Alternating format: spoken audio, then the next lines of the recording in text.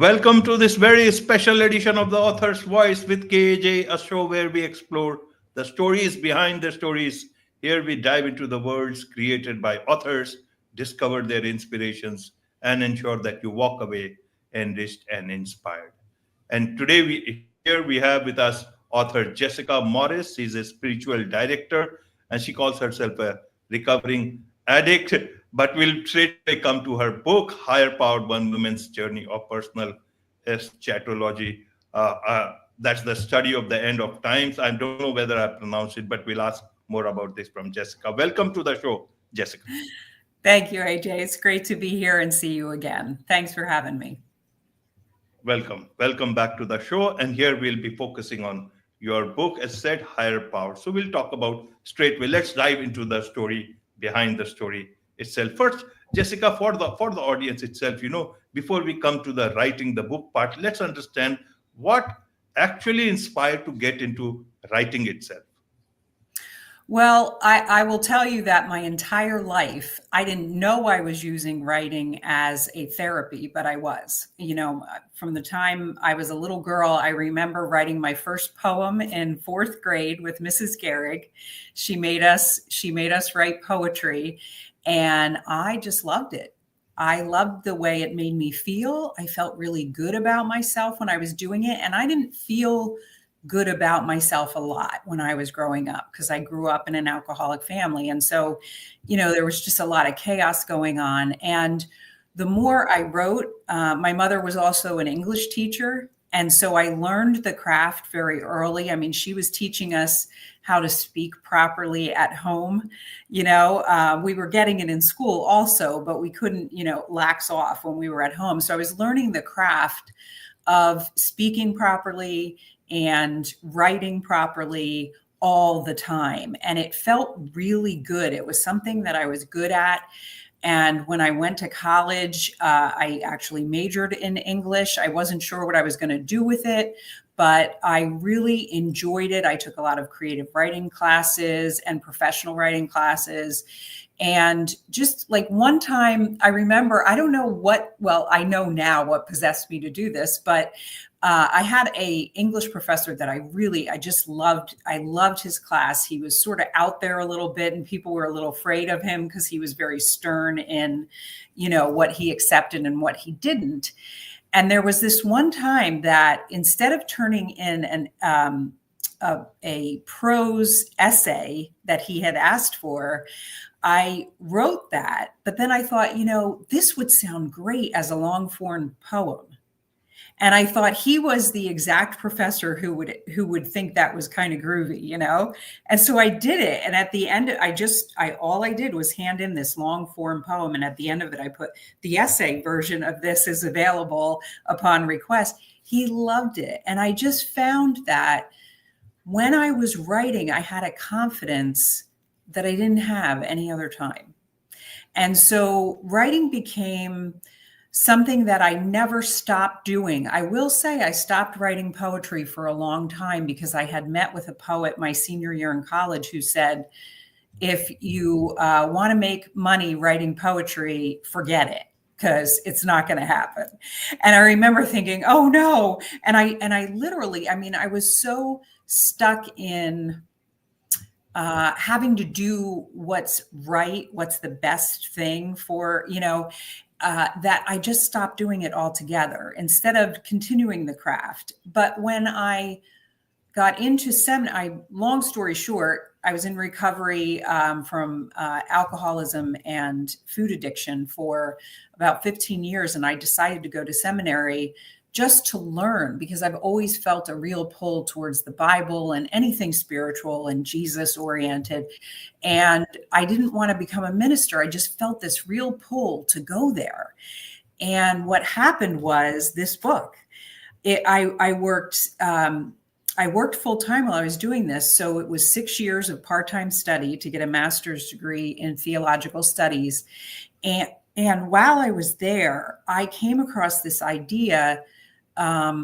Eschatology, which is the study of end times, there's different forms of it in theological circles that are accepted. And one of the things that I wasn't hearing was, what about a personal eschatology? Jesus talks a lot about the end times, but what if he was speaking in metaphor? And I went to one of my professors and I said, what if Jesus actually meant metaphorically that he was going to come back for each one of us? And this idea came to me because in my recovery circles and in my own experience in recovery, my whole life changed. I mean, the person that I was when I showed up at the doors of recovery when I was 29 years old, she may still be in there. She may still be inside of me, and I need to continue working my recovery program every day. However, I am a 180, a complete 180 of a person. I mean, I am completely different. I think differently. I feel differently. I behave differently. My entire life was changed by this process. And it happened over time as I accepted Jesus back into my heart and back into my world. And as I was studying this idea of eschatology while I was in school in seminary, I just started talking more and more about it being a personal thing. And I had a professor who took me through a directed study on eschatology where it was just me and him for a semester learning about it. He said, before you write this idea of yours, you need to really understand what eschatology is. And so I did that with him.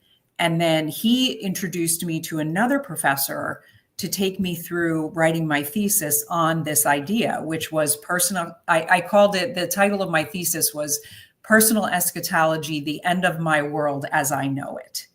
And that, when I graduated and I defended that thesis, I then thought, it's not finished. There's way more to say about this.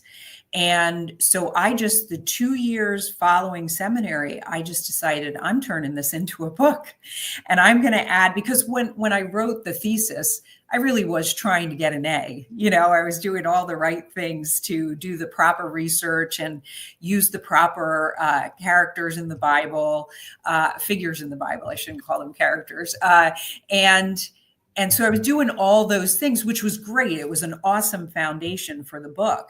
And then when I started writing the book, my thesis advisor had just retired the same time that I had graduated. And so I got in touch with him again. And I asked him, since he already knew the foundation, if he would be willing to read the chapters that I was going to be adding to this and changing for the book, if he'd be willing to read them. Because as a writer, I love writing. And I also know I'm really much better at it when I'm accountable to somebody for it. And so knowing he was on the receiving end of each one of these chapters helped me to every day with enthusiasm and energy get into it, because I knew he was maybe not sitting on the edge of his seat waiting for it, but he was expecting me to send him a new chapter every now and again. And so that's how it came to be. And I got to tell you that those 2 years writing this book probably have been, one of the greatest 2 years of experiencing, learning, and growing in my own relationship with God. It was a phenomenal journey in understanding my relationship with God. And I encourage anybody, and I'll stop with this because I know I've talked a lot there, but I'll encourage anybody who feels the writing bug to just do it. Just do it. Ask a friend or ask somebody, will you be willing to, accept pieces of writing? So I know, somebody's waiting there if that helps you, but don't ever stop doing it, because it really, I believe over time, as I've read pieces of this book, I was reading a bit of it before we started talking today, just to, get it back, into my soul and into my mind. And I was like, wow, this is pretty good.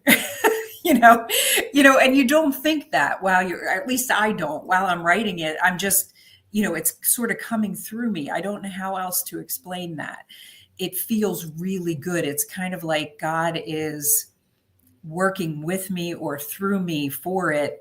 And it's the best feeling in the world. I don't know how else to explain it. So if you're a writer, keep doing it, even if you're not getting paid for it, because that's just an end result sometimes, but what it does here is what's important. Absolutely, absolutely. One thing I want to know for the audience is, you quite a lot talk about, about the addiction part of it, addiction to food and alcohol and eschatology. What is the message that you want to pass to the audience and to all those people, also through the book? We'll come to the book part also separately, but I want to understand your gesture, your understanding. It is difficult to talk about thinking these things, and it needs a lot of bravery to do so. When you do so, I feel much more respect for that, and because you have a very noble mission in your mind. Yeah, absolutely. Anybody who's ever suffered from addiction knows that you cannot, or at least I'll speak from my own experience. I could not stop. Okay. These things were ruining my life. They were ruining my friendships, my relationships with my family, my work life, my career, everything around me. And they were ruining me. I could not have a relationship with God when I was active in my addictions because they were in the way. And so what I mean by that is that even if I wanted to be really good at the job that I was working, or even if I really wanted to have a relationship with God, food or alcohol was always going to get in the way. And what that looked like was, like I said, losing relationships. Friends just started to pull away from me because I was just chaotic to be around. They never knew what they were going to get. And my job performance was not good. And that's a huge factor for me, because growing up, I was taught that a very good work ethic. You show up, you do the job you're getting paid to do, and you go the extra mile. I mean, this was taught to me by my mother and my sister, who really both raised me in that light, and I couldn't do that anymore because of my addictions. And so I didn't know it when I first went to recovery. But anybody who's been to recovery will understand what I'm saying here. The me that entered recovery had to sit down, shut up, and start listening, because she thought she knew everything. Okay. And what she knew got her to a place where she was 150 pounds overweight, 29 years old, with all kinds of health issues, had done so many horrifyingly humiliating, embarrassing things in her drunkenness, dangerous things in her drunkenness that she never would have done otherwise, driving drunk, going home with people she didn't know. I mean, all kinds of just crazy, destructive, self-destructive behavior. That all needed to change completely. And I didn't understand what I understand now, but looking back in it, I get it. I had to go into recovery in order to die to that life, right? And I didn't have, at that time, I had a really weird relationship with God, because my dad was an alcoholic and he was also a minister. And so that, really messed up what my idea of God was. So I didn't feel like I could count on God to help me with any of this. I mean, I prayed, but I also thought he's not going to help me. And so when I got into recovery, I recognized that at that time in my life, that community of people who had already recovered and were recovering from addiction, they were the ones who were going to help me. And in hindsight, I see God was using them to speak to me, because he knew I could listen to them when I couldn't listen to a minister, because that reminded me of my dad, or I couldn't listen to even a teacher because that reminded me of my mom, or whatever. I could listen to these people who recovered from the thing that was killing me.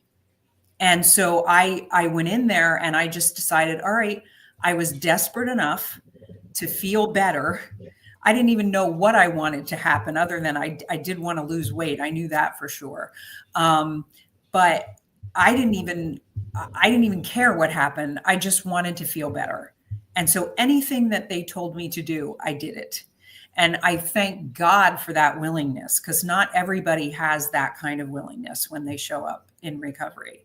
And so that was a huge blessing for me that I thank God for every single day of my life. To this day, it's 25 years later now, and I still pray and ask God every single day to give me that willingness.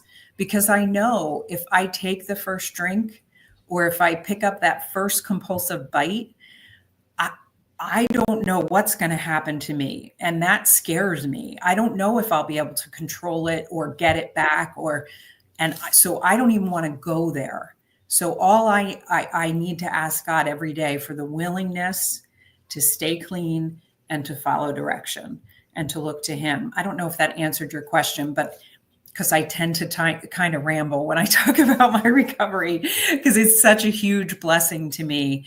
I look at the person I was when I was 29 years old, and I was probably about an inch away from death. I really was just gambling with my life at that time. And today I am so grateful for the willingness that got me to where I am. Absolutely, Jessica. And it does absolutely answer the questions that I asked in a perfect manner. As I said, it needs a lot of courage to talk about these things, and that is why I could also have the courage to ask about these things. So now let's understand a bit more about the book itself, Jessica, because I want to understand, what is it that you want to convey to people through this particular book? What is it that you want to tell them so that, people can also understand, okay, this is what Jessica wants to tell us, and this is what we must try and understand? Well, two things. The reason I wanted to write this book was because I grew up with a lot of fear in regards to the end of the world. When I was in high school, there were a lot of movies about apocalyptic types of ends of the world, and it was always bad. It wasn't a good story. Okay. And things I heard in church were about going to hell if you didn't do everything perfectly. And I mean, that may not have been the exact message, but that's what I heard. And so I grew up in a lot of fear of the end of the world. And when this idea came to me while I was in seminary of a personal eschatology, that Jesus was saying he was going to return specifically for me. That's the idea. And specifically for you, for each one of us, when it was time for our world, the end of my world as I know it, so that I can follow him. And I often think of the rich man, and I can't remember exactly which verse this is or even which gospel this is in. I think it's in Matthew, but where the rich man comes to Jesus and he says, Jesus has a following of people, and he says to him, I follow the commandments of Moses. He says I do all these things. I take care of my family. And Jesus is like, that's great. He's like, so sell all your belongings and give away the money and follow me. And the guy is horrified. He can't give away his money, and he turns away and he leaves. And what I recognize in that story is that it's not just about money. Okay. For me, it's anything in this life that I'm not willing to give up in order to follow is going to keep me from truly following Jesus the way that he's asking me to follow him. And so that's a really hard learning. That's a hard teaching, right? A lot of people will go, whoa, okay, not interested. And for a lot of years, I said, not interested, but what I've recognized today is that there's nothing here. Like, I have a lot of cool things in my house, right? There's nothing here that would keep me from following him today. There's nothing here. If he said, here, give this up, I would go, okay. So that's the first thing, that it's not about being afraid to let go. It's not about being afraid to experience this end of my life as I know it. And it's not about this catastrophic end of the world thing that's going to happen in this fiery way. I'm not saying that's not a real thing. And I'm not saying that that's a theology that may happen, a prophecy that may happen sometime, because I don't know. I'm not a prophet. I'm not Jesus, but I do know that my entire life changed when he came to me and I accepted his offer to follow him. Completely, 100%, my life changed. So that's the first thing, is to not have a fear of this end of the world thing. And the second thing is to recognize that when you are doing something, especially for addicts, I think we're all sort of addicted to something, it's human nature to, if some is good, more is better, right? And so, but when you're an addict and it's running your life and you think, for me, I thought, I'm doing this and I'm having fun. I remember thinking, my dad was an alcoholic and he was a jerk and this ran his life, but I'm having fun. I'm free. I was never free. I was never free when I was in my addiction. I was an absolute slave to it. And it only progresses. It only ever gets worse, And so that's what I want people to recognize, is that if you think you're going to be able to fix it by yourself, you're wrong. Okay. It's not, and I'm not suggesting that there's any one way you have to recover, that this program or that program. I'm not suggesting that any one thing is the right thing to do, but I can tell you that if you don't put that substance down, or that thing or that person, some people are addicted to people, to their spouse or to a person that they're in love with or whatever. If you don't put that one thing down long enough to get a relationship with Jesus, it's not going to work. Or and the reason I called the book Higher Powered is because in the recovery circles that I walk through, we don't talk about any specific higher power. We don't talk about any specific God. Because some people have had really bad experiences with church upbringings or one religion or another. So it's not about religion. It's about surrendering your life to that one higher power that is going to take you to the next place. And what happened for me, and I spoke about this a little bit earlier, is that in recovery, my first higher power was the community of people. Like, I decided that God was for me. I used the word God, G-O-D, and my first higher power was good, orderly direction. So anytime that I was in a pickle, let's say, right? Like anytime I was in a place where things weren't going well, I'd pick up the phone and call somebody who was recovering, or I would go to a meeting and I would listen. And I would follow the good, orderly direction that came to me. And that was my higher power, until I could get to a place where I could be more open-minded and open-hearted about Jesus for me. But somebody else, it could be, Mother Earth or, Spirit of the universe or whatever it is that works for you, And so that's what I want people to know. And I would hope that it would get them to Jesus, specifically because I do believe that he was everything that he said he was and still is. And so, of course, that's my hope for everyone. I also know that everybody has their own journey, and I can only share my journey with others. And if they choose to walk away from that, that's their choice. I can't, change that for them. So that's, I think that, that's the answer to that question.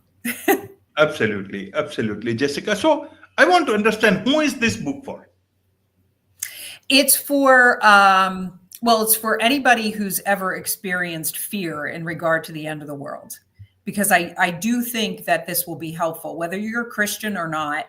If you've had fear about the end of the world, please read this, okay? Because I think it will help with that. It's also for anybody who has ever experienced any kind of addiction. I do believe that it will help you. And I think anybody who follows Jesus would enjoy it, because it's really about a complete dying to self that doesn't just happen at the snap of a finger. Like, you don't just, let's say, get baptized and okay, all's well. There's a lot of work to do in regards to following Jesus, especially while we're here on earth, because this place, I don't know if you've noticed, but there's a lot of problems going on earth, and we need that continual pull towards Jesus and away from this material world that we live in, because that is what it is, and so it is kind of, for me anyway, it's a way to have peace in the midst of all of that. Absolutely, Jessica. So, to understand, what was the most challenging part of writing a book like this? Do you know what was most challenging for me at this point, when I look at it, I am married, and so my husband was supportive as I was doing this. The job that I worked at, I think maybe the most challenging part was asking for what I needed. I had been working in higher education fundraising. That was my career. And I went to my boss at the time and I said, it is virtually impossible to write on the weekends and at night, because I get home at night, I'm tired. And on the weekend, I have all kinds of things I need to get done. And I asked if it would be okay if, instead of working 40 hours in 5 days, because that was what my job called for, if I could work 4 10-hour days and have 1 day of the week off, so that I could just write while my husband was at work and it was quiet at home. And thankfully, the place I worked, I had been a very good employee for a long time. And they said, absolutely, let's do it. And if there's ever anything that you need to come in for that 1 day of a week, you would be willing to do that. And so that's what we did. And so for 2 years, I did that. My husband was great about it. And the hardest part really was trying to find somebody to publish it. And that is a brutal process. It is just so, you just have to keep sending it. I mean, it's just in this day and age, it's really frustrating to be a writer, to want to do this for a living, because social media is such a big thing and everybody thinks that everybody else knows how to do it. And I found that I can't even get an agent for my writing, because they all say the same thing. Unless you have 2,000 followers or more, I don't want to represent you. And it's like, and I always thought, well, isn't that your job as the agent to help me to get those followers? And apparently not, and so now I did find an independent publisher who was willing to publish this. And he said to me, you've got to get out on some podcasts like this. You've got to do some of your own social media marketing and just, talk about it as much as you can. And so I'm learning some things about social media, which is really hard. I come from the generation where we did not have a phone stapled to our hand all through the day, and so this is all really pretty new to me. And so that probably is the hardest part at this point. Absolutely. Any particular paragraph, anything that is very favorite to you, if you want to read that out for the audience? You know what? I would love to. This is right at the end of the first chapter, where I'm explaining what personal eschatology is. Yes. And so it's at the end of that chapter where I've talked about personal eschatology a lot, like I have here today. And so this is just one paragraph there where I say, as I have researched, journaled, prayed, and meditated on this idea, I have come to discover that the end of my world as I know it, aka personal eschatology, is not a once and done thing like I originally thought the end times would be. It is instead a gradual transformation from self-centeredness to Jesus-centeredness. Even as I sit here today, nearly 25 years after entering that first meeting of recovery, I know my personal eschatology experience is one of repeated deaths and resurrections. I believe that in order to know, live in, and feel the kingdom of God in my heart here on earth, the experience of my world as I know it ending is going to take time. Furthermore, as was stated previously, this personal eschatology has nothing to do with Jesus swooping in to save the world. It is about each and every one of us and how Jesus is going to change our tiny little worlds in order to redeem this fallen world that lives around us. It is only through my new life in Him that I have been able to influence goodness in others. It will always only be through my rebirth and renewal in Him that I will be able to carry His message clearly to those ready to receive it here on earth. And I carry it not only by speaking, but by changing into His image, one step at a time, one day at a time, as I surrender my soul to Him and let go of the outcomes that I desire. Wonderful, wonderful. I'm sure this will inspire many people, lot people, and I'm sure they will get the message. So, in a nutshell, if you want to give the message for the audience once again.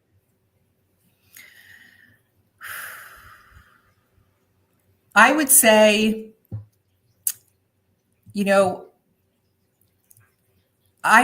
anytime that the word self comes before words, like self-worth, self-confidence, self-esteem, for me, I've got to drop that word self and put God there.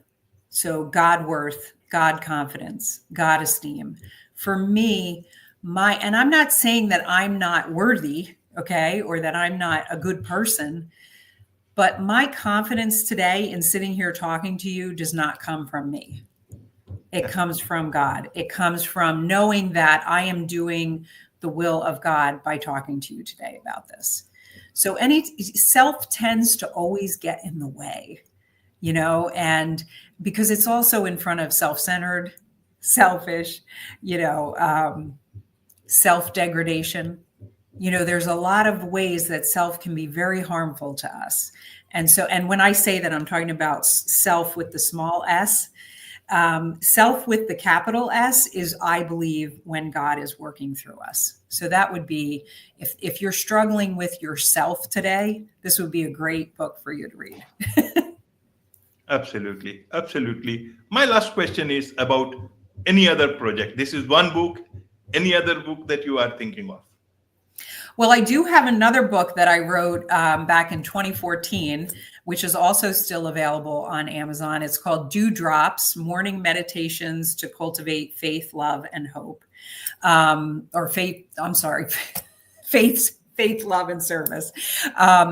And so that's still available. And right now I am working on a book of meditations off of things that Jesus said. And I'm also doing it in sort of a journal format because writing has been so helpful to me. I want to offer that, like my meditation will be on what Jesus said, and then offer some writing prompts for people to write what they heard from what Jesus said and also about what I wrote. So it gives them sort of an interactive way to work with the scripture. Wonderful, wonderful. With this, it's a wrap on this very special edition of the Author's Voice with KAJ. And to the audience, if you like Jessica's conversation and about the book, grab a copy of her book and explore more. Don't forget to subscribe, share, and spread the love for great stories. Until next time, thank you so much for being part of the journey. Thank you once again, Jessica. Thank you, AJ.